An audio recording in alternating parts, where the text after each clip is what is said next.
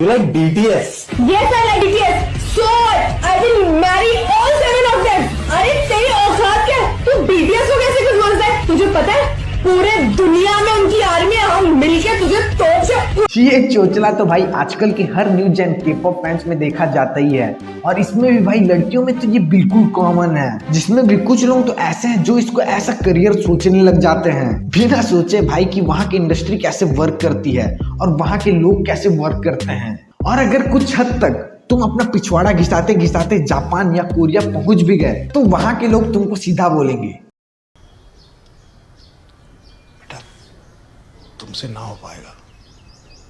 इससे पहले कि भाई बीटीएस आर्मी मेरे को बम से उड़ा दे तो मैं बता दूं ये मेरा कहना नहीं है भाई, ये तो भाई मैंने एक एनिमे देखी जिसमें ये पूरे डेप्थ में दिखाया गया है। और भाई ना ही केवल के-पॉप इंडस्ट्री बल्कि इस एनिमे में पूरी इंटरटेनमेंट इंडस्ट्री के बारे में काफी डेप्थ में दिखाई गई है कि भाई ये इंडस्ट्री कैसे वर्क करती है, कब कब पब्लिक टॉक्सिक हो जाती है और कब कब फैंस में प्यार उमड़ जाता है। ये सब इस एनिमे में काफी अच्छे तरीके से दिखाया गया है। भाई जिस एनिमे के बारे में मैं बता रहा हूँ उसका नाम है ओशिनोको, जिसको लोग माई स्टार्स के नाम से भी जानते हैं। हैंड्स डाउन भाई ये एनिमे 2024 में मेरे हिसाब से तो भाई टॉप 5 में पक्का कंसीडर होनी चाहिए। ये सुन के तुम जरूर सोच रहे होंगे कि इस एनिमे में ऐसा क्या खास है और इस एनिमे का प्लॉट क्या है, तो इसके बारे में मैं तुमको अच्छे से बताऊंगा, लेकिन इस इंट्रो के बाद।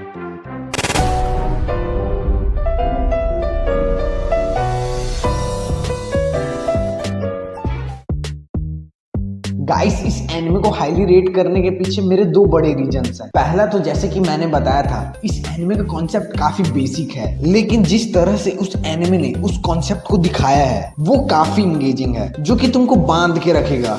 लेकिन दूसरा रीजन गाइस जो कि इस एनिमे को खास से जबरदस्त बनाता है जो है इसका प्लॉट, स्टोरी लाइन, जो कि इस एनिमे में क्या ही तगड़ा फिट बैठता है।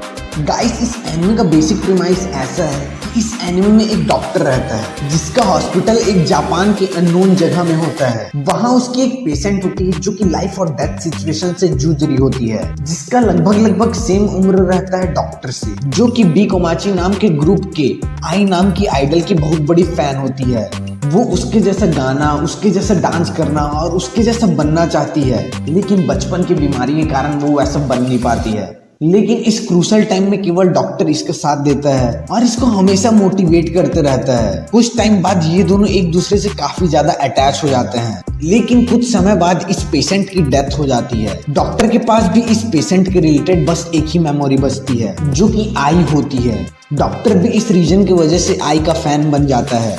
और इसी बीच कुछ टाइम बाद एक दिन ऐसा आता है जब 16-17 साल की जवान लड़की प्रेग्नेंट होके इसी हॉस्पिटल में एडमिट होती है अपना डिलीवरी करवाने के लिए। जब डॉक्टर इस सिचुएशन पर गौर करता है तब उसको पता चलता है कि ये तो वही लड़की है जिसके वो पेशेंट और ये खुद बहुत बड़े फैन हैं।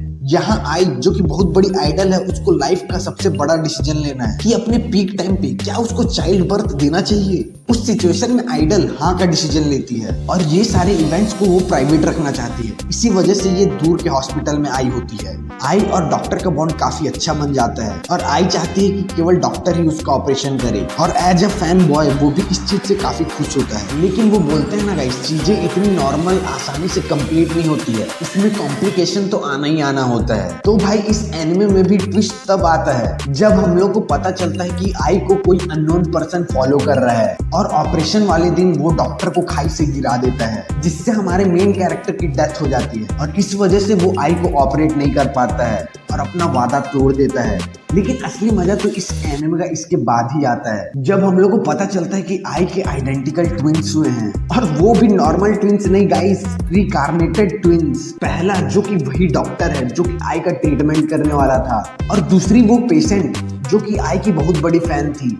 और गजब का बात इसमें ये रहता है कि ये दोनों के अंदर पास्ट लाइफ का मेमोरीज भी स्टोर्ड है, तो इनको सब पता है जो कि इनके पिछले लाइफ में हुआ है। तो भाई बच्चे होने के बावजूद ये दोनों आई के बहुत बड़े फैन होते हैं। लेकिन जैसा कि मैंने बताया था आई ये सारी चीजों को काफी सीक्रेट रखती है और वो अपने आइडल इंडस्ट्री में कम बैक करती है और अपने ट्विंस एक्वा और रूबी को सीक्रेट रखती है।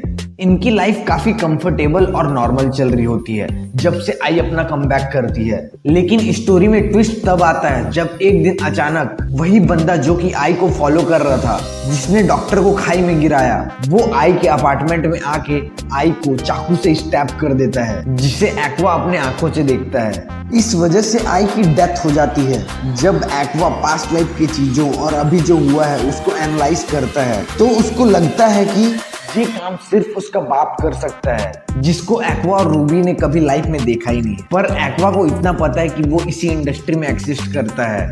इस वजह से एक्वा का गोल बन जाता है कि उसको अपने बाप को खोजना है और उसको निपटाना है, जिसके लिए उसको इस इंडस्ट्री में घुसना पड़ेगा। और ये हमको इस एनिमे में दिखता भी है। लेकिन इंटरेस्टिंग बात मेरे को ये लगता है कि भाई एक्वा जो कि साइड बाय साइड ये इंडस्ट्री में घुस रहा है, वो इसमें ग्रो होने लगता है। लेकिन भाई इस एनिमे में एक मेन कैरेक्टर नहीं है, इस एनिमे में दो मेन कैरेक्टर हैं। दूसरी इसकी बहन रूबी। एक्वा और रूबी जो कि पास्ट लाइफ में एक दूसरे से काफी करीब थे। लेकिन इसमें भी इंटरेस्टिंग बात ये होता है कि इन दोनों को मालूम नहीं होता है कि इन लोग पास्ट लाइफ में क्या थे।